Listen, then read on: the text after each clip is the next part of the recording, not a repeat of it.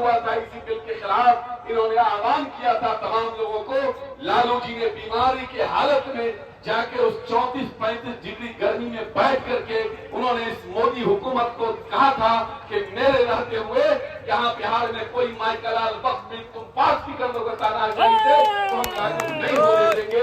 और तेजस्वी जी ने भी बैठ के वहां दोनों आदमी बैठ के इस लड़ाई को लड़ने का काम किया। मुझे याद है तो वो जब हमारे पास पार्लियामेंट पर लोकसभा में एक भी सांसद नहीं थे, 19 से पहले 14 है वो सब, 19 के बाद 19 में हमारे एक भी सांसद नहीं थे, लेकिन राज्यसभा में मनोज झा वहां थे और उस बिल के खिलाफ भी जबरदस्त तरीके से लड़ाई लड़ी थी।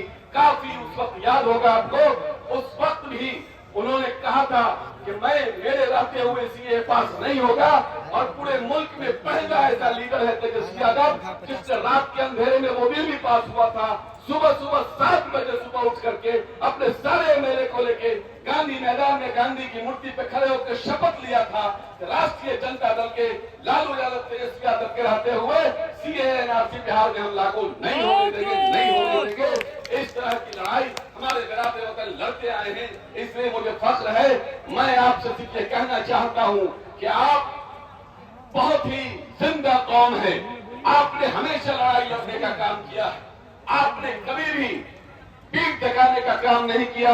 और मुसलमानों में तो तारीख रही है आजादी की लड़ाई में, कोई माइकलाल इस सरजमीन हिंदुस्तान पर नहीं बता सकता है कि आजादी की लड़ाई में कभी किसी मुसलमान के पीठ पर गोली लगी हो।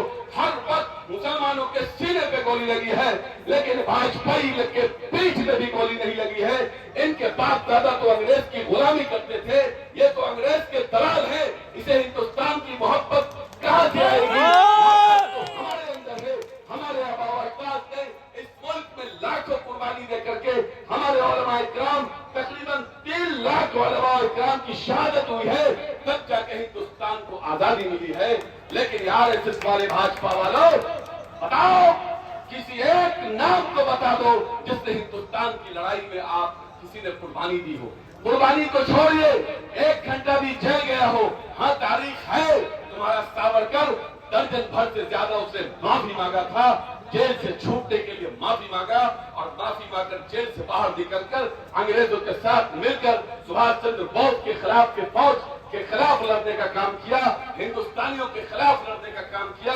इसकी तारीख रही है, इसलिए हमें डरने की जरूरत नहीं है, हमें घबराने की जरूरत नहीं है। हमारे उलमा इकराम, हमारी सेकुलर पार्टियां, सब लोग हमारे साथ खड़े हैं।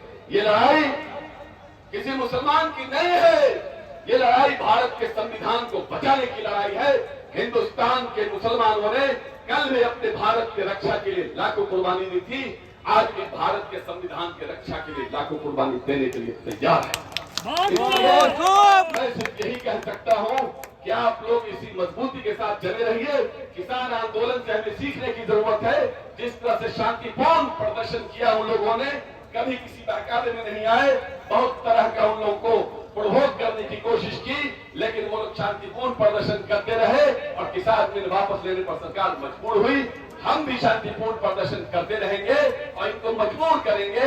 ये बिल किसी भी हाल में, हम किसी भी हिंदुस्तानी जो थोड़ा भी संविधान पर यकीन रखते हो, चाहे वो किसी भी धर्म और जाति के हो, उन्हें यह बिल किसी भी हाल में मंजूर नहीं है। आप इसी तरह से जगे रहिए, खड़े रहिए, डटे रहिए। गद्दार ही कहलाओगे तुम, सर को कटाकर देगा न कोई तुम्हें हकदार बनाकर, हक अपना छीन लो तुम हाथ बढ़ाकर। अहवाल ये गुलशन सुधरा सोच कर तो देख, सींचा है गुलिस्तान को खून हमने बहाकर। ये देश हमारा है,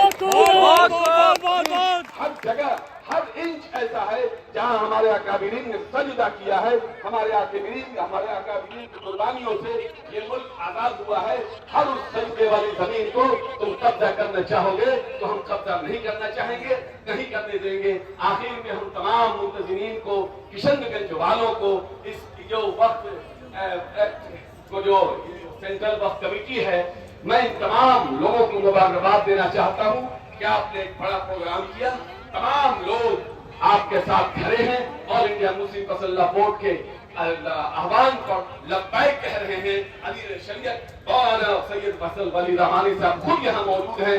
इमारत शरिया, जमात उलमा हिंद, जमात इस्लामी, जमात अहले हदीस और तमाम मिली तंजीमों का मैं शुक्रिया अदा करता हूँ और मैं वादा करता हूँ आप जब जब आवाज देंगे हम लब्बैक कहेंगे। मेरी पार्टी हर उस मोर्चे पर खड़ी रही है जहां मुसलमानों के खिलाफ जुल्म हुआ है। मुसलमानों के हिमायत में हमारी पार्टी दलितों के हिमायत में मजबूती से खड़ी थी, खड़ी है, खड़ी रहेगी। हमारे पार्टी के राज्यसभा सांसद प्रोफेसर मनोज झा, फैयाज साहब राज्यसभा सांसद, निहाल साहब और हमारे अस्फी साहब भी सुप्रीम कोर्ट गए। और मुझे फख्र है कि जो 10 लोगों का जो पहले दिन सुप्रीम कोर्ट ने बहुत सारे पिटीशन थे उसमें से 10 लोगों का सुना, उसमें एक राज्यसभा सांसद मनोज झा के पिटीशन को भी सुना। और इन्होंने जो 24 और 25 पर खास तौर से इन्होंने दिया था अपना दिया था, उस पर खुसूसी तौर पर सुप्रीम कोर्ट ने सुना और उसका प्रतिक्रिया दिया और सरकार से सवाल किया। मैं फिर से मुबारकबाद देना चाहता हूं तमाम मुतज़िम को। बहुत बहुत शुक्रिया। अस्सलामु अलैकुम व रहमतुल्लाहि व बरकातहू।